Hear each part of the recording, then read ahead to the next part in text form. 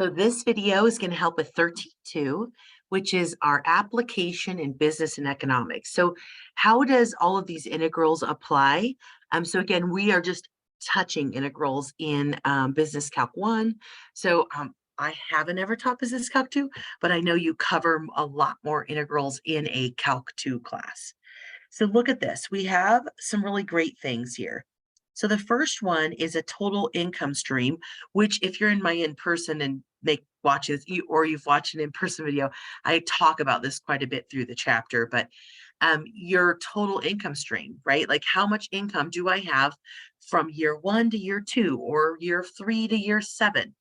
Total income, adding it all up, it can be estimated with an integral, which is super sweet. So we can go from year 1 to year whatever, right? Highest ones on top of whatever function that has that flow. Okay. Now this one's a little bit different. It's future value of a continuous income stream. So what I want you to put a little note on here is it's income plus interest.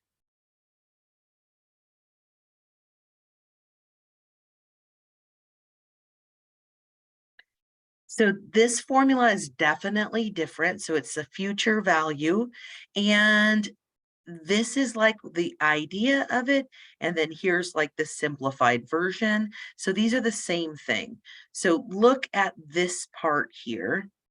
And it's e to the RT, and the big T stands for the years given, the R stands for the rate, okay, and then you still have the same 0 to whatever that same T value is, but in here you then have little t, okay? So it'll just make more sense in the problem. So let's explain that a little better in our problem. But that function is ugly, and I would write it on your page of notes, I allow, right? So, or your note card. And so that way you have that formula for yourself. Consumer surplus is the idea that you have total savings to the consumer who is willing to pay more for that product. So I'm saving money. I'm willing to pay this price, but I am actually saving money. So this is consumer's surplus. Okay, and we'll explain this functions in here. D is demand, P is price, things like that. And if you want to put a little note about that, that's again the total savings to consumer. Producer surplus, that's us as owning our business, right? So it's a total gain to producers who are willing to supply units at a lower price than given, but they're still able to supply at a higher price. So basically, we're still charging a little more. What are we making extra? Producer's surplus. It's the extra is going to a producer, not a consumer. Okay. So those are the formulas. Let's use those in context. And we do know how to use the graphing calculator now for our integrals. You could do the long way just for practicing your antiderivatives. Some of them you won't be able to, okay? And it will usually say use technology. That means like you actually can't solve this. So problem 1, we could do this one by hand. It has the chain rule with a -7 up there. So u would equal the exponent. But let's set up, oh, this one just says evaluate. Oh, sorry. This is just practicing on your calculator.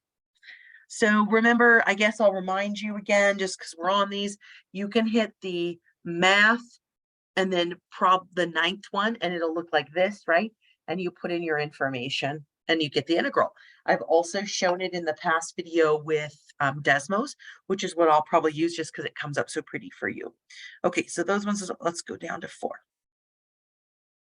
So 4 is our first real problem. That's not just how do you use technology, because we can't solve all these. Okay, so find the total income produced by a continuous income stream in the first 6 years if the rate of flow is this. So rate of flow, I go to, let's look at our formulas. I go to rate of flow. Anything says rate of flow, continuous income stream. but it doesn't say anything about a future value. So we need 1, okay? So it says that we're going to take our integral, and our years are the first 6 years. So they start with 0, go to 6, and it told us to use the function given, which is 500 e to the 0.07 t, and that whole thing dt. Okay, so that's what it's telling me. So again, we could do the long way, practice our integrals, or we could just plug it into our calculator and get that answer. Okay. You did not see me just yawn. So let me go ahead and open the calculator so we can see it, the integrals. I wonder, I don't think I can, that's okay. I was trying to see if I could take the graph part off. I don't think I can. So I go under calculus, under functions, pull that up. We're going from 0 to 6, and then always a parenthesis, 500. Got to find that e to the power of 0.07. We have to use the x on this, on Desmos and your graphing calculator, even though we have a t over there. So dx. So there's our answer. It is going to be 3,728.30, because then the 6 is going to bump the 9, which bumps it to 30. So what does that represent? It represents our total income, our continuous income stream for the first 6 years. That's not very much money. I was trying to think, like, where it would go from $500 for 6 years and you'd be at 3,000. Maybe that's your saving money for your child who was just born for college or something.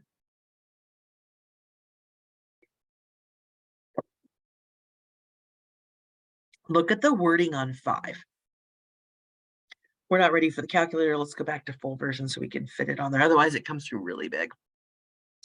Find the future value at 3.5 interest compounded continuously for 5 years of the continuous income stream with a rate of flow of this. So keyword future value. So that's that second one. So let me go ahead and write that down so we don't have to flip the screen over to the other one. To the power of 0 to big T, and then it's of the function e to the negative r little t, dt, right? So this whole thing dt. Okay, so something like that's our function. So let's put in our information. So we know it's an e. Now, what rate were we given? So find the future value at a 3.5% rate, compound continuous for 5 years of the continuous income stream rate of flow. So it's like we're gaining this interest, and then this is the rate of flow. So we need this one to be the 0.035, the future value at this rate here. And then the t is time. So that is going to be a 5. So this is just a number, and that's why they pull it outside of our integral. Okay. And then our integral will go 0 to 5. So those numbers, that 5 matches. And then the rate of flow is what's going into the f of t. So I'm going to put a parentheses. The whole rate of flow is 3,000 e to the 0.05 t. And then we have our e to the negative rate that we were given, which is 0.035. And the little t is going to be our variable. So we want this to stay t. So we have t and this t little t, right? And then it's dt. Okay, so all of these t's are our x's when you put them into calculator, whereas this is just a number and so forth.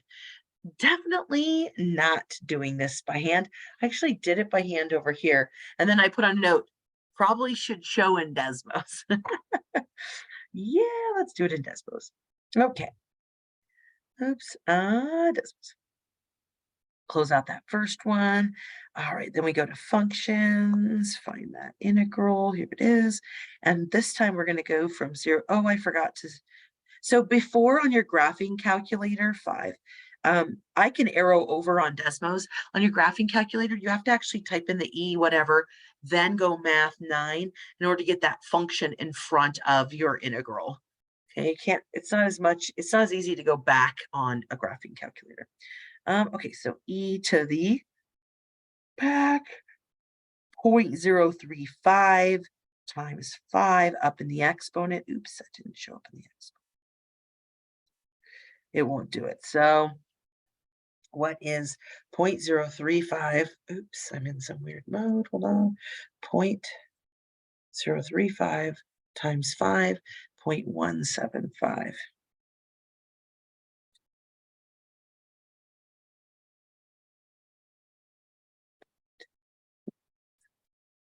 So it wouldn't do the times for me. Maybe if I used a parenthesis. Either way, I just times it. I'm going to arrow back over in front, use a parenthesis, and then I have 3,000 e to the, I did x, excuse me, e to the 0.05. Use the t as the x, right? Okay. And then I'm going to times it by the function e to the power. On your graphing calculator, when you do a power and have a negative for the 0.035x, make sure you use the negative that's down by the enter for any negative exponents or a negative in front of any function, or you'll get an error. Okay? So stop. Tell me how much I'm yawning. This video is going to be a yawning video. So I'm telling you, stop the video. Make sure you can really put this in your calculator because that's what's going to stop people. And then I'm going to say dt. Okay, dx, because I used x. And there is my income stream. So the future value is going to equal 18,555 and 84 cents. Cool. Okay, go back to this, full screen, and there we go. That's going to be our total value. So this section is really about setting it up and then just use your calculator to then evaluate everything, okay? So consumer surplus. So for this one, it says find the consumer surplus at a price level of average P is $160 for the price demand equation of this. So we have to find X bar first. So I want to make sure we write that on here because we haven't done one of these yet. So first find X bar. Okay, and we do this by substituting in the P bar, the 160, into the price demand equation.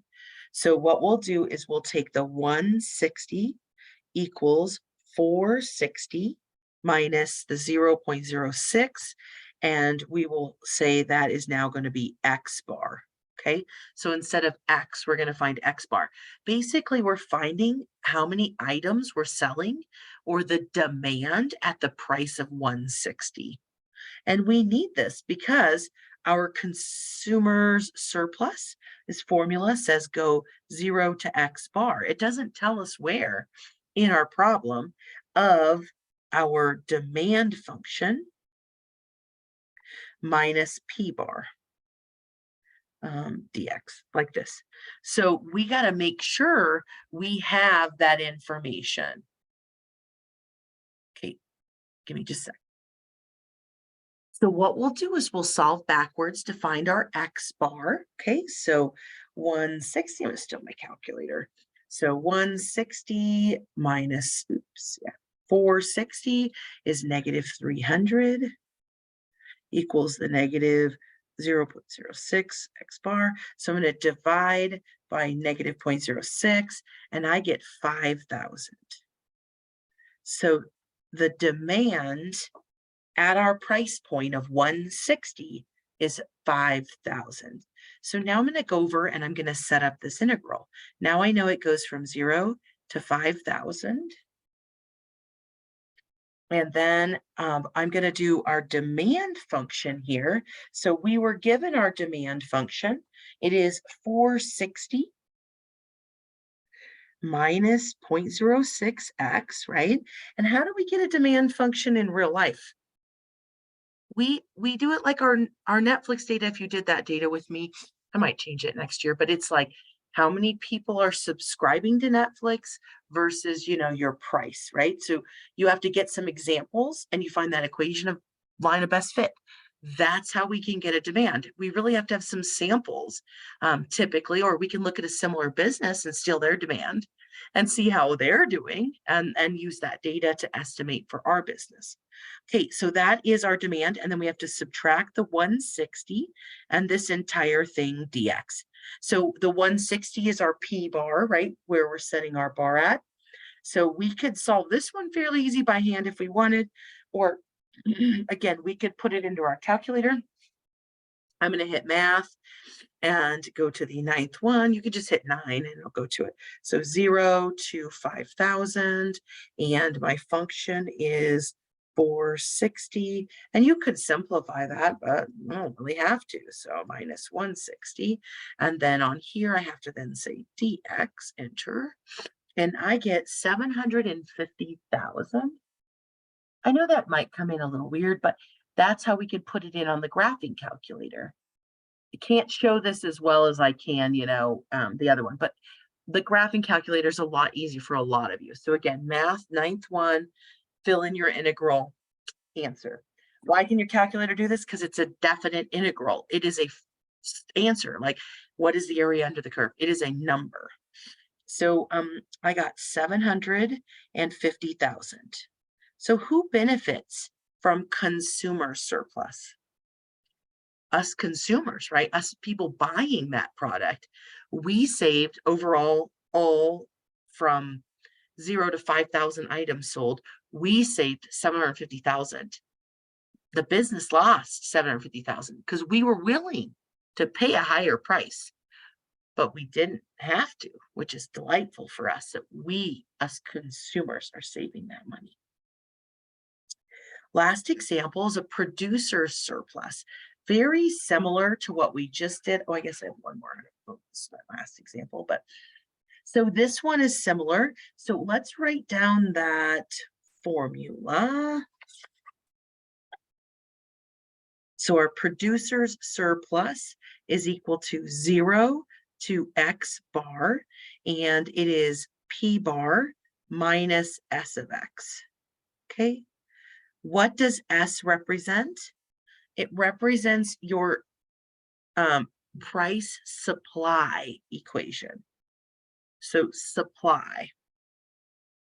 Okay, so producer surplus is in terms of supply. So we have to find that X bar again by substituting in the P bar that they gave us, which was 98, into the function that they gave us. So we know P bar is 98, and that will then equal the 10 plus the 0.1x plus 0.123x squared. Okay, so we have this. Ooh, that's kind of a little bit uglier to solve. And then from here, oh, it's x bar squared too. I was trying to remember what I was forgetting. So we put in P bar, we're getting out x bar. We're really just solving for the x. And that's going to be our supply price based on our price, right? So supply based on our price. Okay, supply of items. All right, so I'm going to move everything over this way. So I need 0 equals minus the 98 over. So I now have negative 88, but I don't love, I'm just going to write it the right way. So I don't love the order, but I'm going to put 0.0003 x bar squared. This would be x bar 2 plus 0.1 x bar minus the 88. So then it's in order. Okay, you could times by like 1,000 and try to factor. No thanks, just going to use the quadratic formula. So the quadratic formula says negative b. So let's write our ABC, right? So our A is 0.0003, your B is 0.1, your C is negative 88. Okay, so negative B, so negative B plus or minus the square root of B squared, so zero point 0.1 squared minus 4 times A, so A is 0.0003 times C, which is negative 88. Ew, all divided by 2 over A. 2 times 0.0003. Okay, so I'm going to calculate under that square root first. So I just need the calculator. So 0.1 squared is 0.01, right?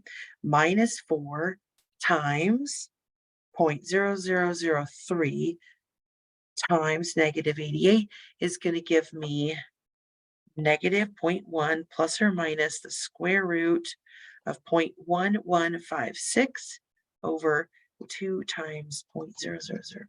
Oops, one too many zeros, 303. Oh, it put it as, so how many decimals is that over? 3, right? Okay, 0.0003. 6, excuse me. It put it in scientific notation and it says 6e negative 4. So I have to move the decimal negative 4 places. Well, 1 would get behind the 6 and then 3 more makes 3 zeros. So it's always like 1 less 0 on the negative than the number they give. So they gave a 4. I had 3 zeros. Okay. So let's put this in our calculator. What is negative 0.1 plus the square root of 0.1156 and divide that by 0.0006. I divide mine separately, not to mess up anything.